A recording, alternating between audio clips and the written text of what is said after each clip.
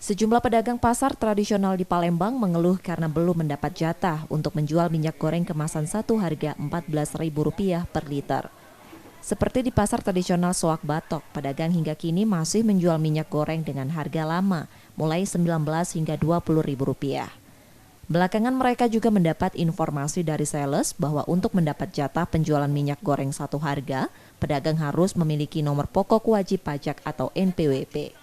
Syarat ini dinilai memberatkan dan diprotes pedagang, khususnya mereka yang belum memiliki NPWP. Dikhawatirkan distribusi minyak goreng murah malah tidak merata dan menimbulkan ketimpangan antar pedagang. Ini barang ditahan kalau dari sana. Jadi kami ini ngambil stok lama dulu. Nggak bisa dituruni izinnya harga. Jadi setiap toko itu diminta NPWP kan. Iyalah keberatan. Maksudnya bayar pajak gitu kan. Berat kami. Sedang kami ini pedagang-pedagang kecil ini tidak bisa ngambil banyak-banyak, dikit-dikit ngambilnya kan. Para konsumen turut mengeluhkan minyak goreng satu harga yang cepat habis, khususnya di pasar retail. Konsumen berharap minyak goreng harga murah juga bisa segera dijual di pasar tradisional dan warung milik masyarakat. Ini secepatnya turun gitu. Ya, kalau ada murah jangan terlalu cepat habis, kemana itu habisnya tuh.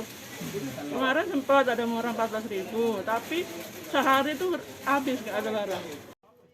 Bulan lalu pemerintah telah menyebar minyak goreng satu harga Rp14.000 di retail modern mulai 19 Januari. Sementara penjualan minyak goreng satu harga di pasar tradisional bakal menyusul seminggu setelah kebijakan itu diberlakukan. Namun hingga kini harga tersebut belum terrealisasi. Para pedagang menantikan penerapan minyak goreng satu harga di pasar tradisional dengan mekanisme penyaluran yang mudah dan tidak memberatkan. Rizky Nurmizan, Kompas TV, Palembang, Sumatera Selatan.